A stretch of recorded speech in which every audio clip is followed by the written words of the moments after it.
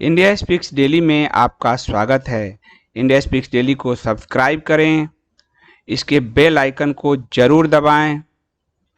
Join button के जरिए आप इसकी सदस्यता जरूर लें और यदि इसका कंटेंट आपको गुणवत्तापूर्ण लगता है तो आप 100 रुपीज़ पर मंथ का सब्सक्रिप्शन जरूर पे करें। इसरो के पूर्व वैज्ञानिक नम्बी नारायण, जिन पर 1994 में जासूसी मामला थोपा था और उसमें भी केरल की सारे टिड्डियों और इन सब की भूमिका थी। इसमें सुप्रीम कोर्ट ने एक बड़ा फैसला दिया है और कहा है कि इसरो के पूर्व वैज्ञानिक नम्बी नारायण को जासूसी केस में किसने फंसाया, इसकी जांच अब सीबीआई करेगी। इस मामले में पुलिस अधिकारियों की भूमिका संदिग्ध थी। पुलिस अधिकारी जो इसमें शामिल थे वो गुजरात दंगे में भी एक पुलिस अधिकारी शामिल थे, बी कुमार। उसके बारे में आप पढ़ सकते हैं, साजिश की कहानी तथ्यों की जुबान। इसलिए मैं बार बार कहता हूँ वो पुस्तक हमेशा के लिए रेफरेंस पुस्तक बन गई। इस मामले में न्यायमूर्ति एएम खानविलकर की अध्यक्षता वाली खंडपीठ ने केंद्र की अर्जी और शीर्ष अदालत के न्यायाधीश डीके जैन की अध्यक्षता वाले 3 सदस्यीय पैनल की रिपोर्ट पर विचार किया और सीबीआई जांच के आदेश दिए हैं कि आखिर हमारे वैज्ञानिकों को कौन फंसा रहा। केंद्र ने 5 अप्रैल को न्यायालय में अर्जी देकर मामले को राष्ट्रीय मुद्दा बताते हुए पैनल की रिपोर्ट पर तत्काल सुनवाई करने का अनुरोध किया था और ये पैनल डीके जैन की अध्यक्षता वाली थी। सुप्रीम कोर्ट ने न्यायमूर्ति डीके जैन की रिपोर्ट को रिकॉर्ड में ले लिया है। सुप्रीम कोर्ट ने सीबीआई के निदेशक तथा कार्यवाहक निदेशक को आदेश दिया कि जैन समिति की रिपोर्ट को प्रारंभिक जांच के रूप में माने और जांच आगे बढ़ाए। यानी ये जो रिपोर्ट जो जांच हुई, अब तक क्या होता था, जांच हुआ और ठंडे बस्ते में डालते थे। भारत सरकार ने कहा कि ये जो जांच हुई है इस रिपोर्ट को अदालत संज्ञान ले और इसको आगे बढ़ाए, क्योंकि ये हमारी संप्रभुता से जुड़ा मैटर था और हमारे वैज्ञानिकों को जानबूझकर फंसाया गया था, तो उसे अदालत ने उस पर संज्ञान लिया। और इसमें आपको 1994 के जासूसी मामले में वैज्ञानिक नम्बी नारायण पहले ही बरी हो चुके हैं और सुप्रीम कोर्ट ने तब की केरल सरकार को मुआवजा के रूप में 50 लाख रुपए देने को कहा था। अभी कुछ दिन पहले की बात है, नरेंद्र मोदी सरकार आने के बाद ये बरी हुए और मामला 1994 का है। बड़ी 14 के बाद हुए हैं, 16 के आसपास, और उसमें अदालत ने केरल सरकार को कहा 50 लाख का मुआवजा दीजिए। केरल को सबने एक अड्डा बना लिया है, टिड्डियों का अड्डा। न्यायालय ने 14 सितंबर 2018 को 16 नहीं सॉरी 2018 को पैनल का गठन करते हुए केरल सरकार से मुआवजे के रूप में वैज्ञानिक को 50 लाख रुपए देने का निर्देश दिया था, क्योंकि नम्बी नारायण को बहुत अपमानित होना पड़ा था और भारत का जो क्रायोजेनिक इंजन का प्रोजेक्ट है वो पीछे चला गया था। अमेरिका के दबाव में रूस भी पीछे हट चुका था और अमेरिका नहीं चाहता था कि भारत क्रायोजेनिक इंजन बनाए और नम्बी नारायण को फंसाने के कारण उस क्रायोजेनिक इंजन का जो पूरा प्रोजेक्ट था वो करीब 10 साल डिले हुआ। अमेरिका बहुत खतरनाक देश है। अमेरिका सिर्फ अपने राष्ट्रवाद को मानता है, दुनिया के अन्य राष्ट्रवाद को वो कुचलना जानता है, कुचलता है, और वही नम्बी नारायण के मामले में हुआ। पैनल का गठन करते हुए न्यायालय ने गलती करने वाले सभी अधिकारियों के खिलाफ उचित कदम उठाने का निर्देश दिया था, जिसके कारण नारायणन को उत्पीड़न और बेइज्जती का सामना करना पड़ा था। न्यायालय ने केंद्र और केरल सरकार से पैनल में एक सदस्य नियुक्त करने को कहा था। मैं स्वयं डॉक्टर नारायण से तब मिलने गया था, नम्बी नारायणन से मिलने गया था।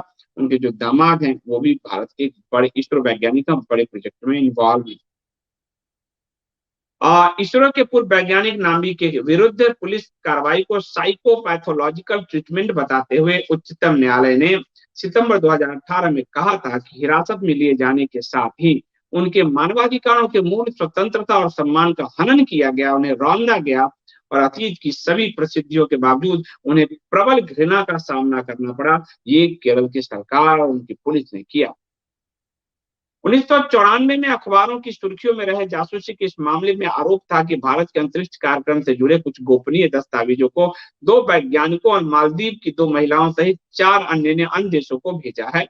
इसमें हनी ट्रैप का इस्तेमाल किया था अमेरिका ने आरोप के मुताबिक नम्बी नारायण को फंसाने के लिए। इस मामले में वैज्ञानिक नम्बी नारायण को तब गिरफ्तार कर लिया गया था। उस वक्त केरल में सरकार किसकी थी? कांग्रेस की थी। गद्दारी जहां भी हो कांग्रेस वहां, गद्दारी जहां जहां कांग्रेस वहां वहां, देश बेचना जब जहां जहां जो देश बेच रहा हो वहां वहां कांग्रेस का साथ होगा। तो उस समय कांग्रेस की सरकार थी। 3 सदस्यीय जांच पैनल ने सीलबंद लिफाफे में अपनी रिपोर्ट जो शीर्ष अदालत को सौंप दी है।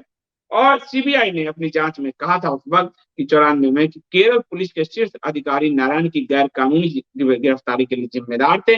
उसी में एक अधिकारी बाद में गुजरात दंगे में नरेंद्र मोदी को फंसाने के लिए कितने कांग्रेस के इशारे पर क्या क्या कुकर्म कर रहा था, ये आपको हमने साजिश की कहानी तथ्यों की जुबानी में दिया है। यानी वैज्ञानिक से लेकर राष्ट्रवादी नेता तक को फंसाने के लिए कांग्रेस ब्यूरोक्रेसी का कैसे इस्तेमाल करती है, ये एक सटीक उदाहरण।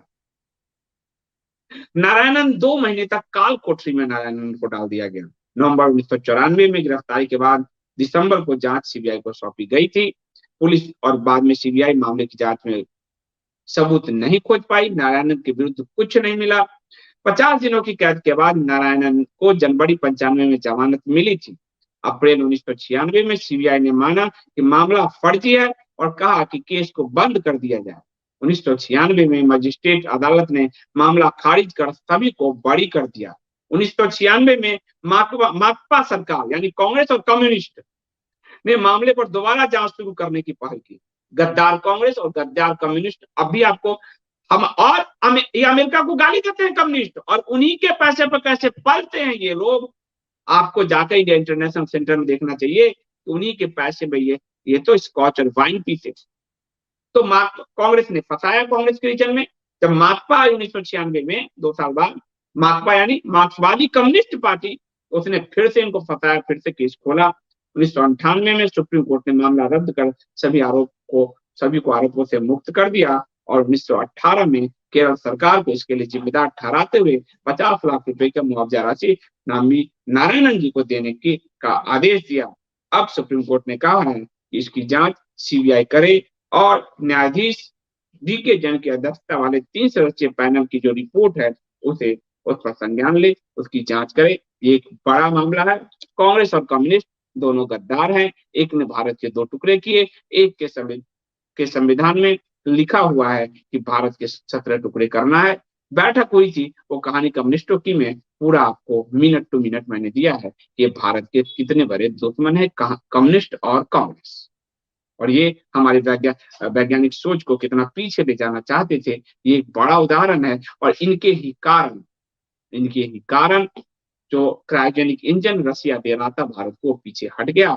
हमारे कम्युनिस्टों ने भी तब रसिया को हटाने में बड़ी भूमिका निभाई अमेरिका के साथ मिलकर, और बाहर ये सितारा में जुड़ी हाय हाय अमेरिका करता है, और अंदर ये सब अमेरिकन एजेंट की भूमिका में दिखते